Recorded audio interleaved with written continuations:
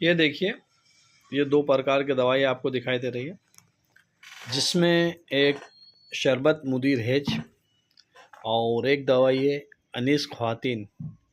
ये बहुत प्रसिद्ध दवाई हैं। ये किन कामों में आती है और इसे कैसे इस्तेमाल करना है, इसकी आज हम आपको एक छोटी सी जानकारी दे रहे हैं। यह महिलाओं के लिए ख़ास होती है। जिन महिलाओं को समय पे माहवारी नहीं आती है, महीना खुलकर नहीं आता है, उन महिलाओं के लिए बहुत शानदार होती है।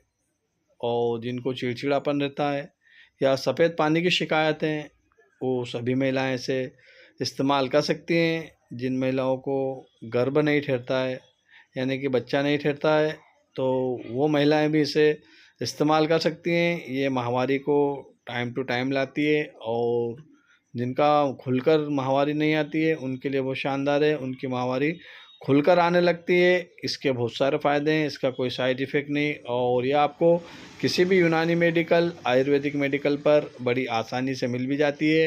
ये आपको बिना डॉक्टर के पर्ची के भी मिल जाएगी। आप इसे लाइए और इस्तेमाल कीजिए, और आपको फ़ायदा हो जाए तो दूसरों को बताइए, ताकि दूसरे भी इसका फ़ायदा उठा सकें।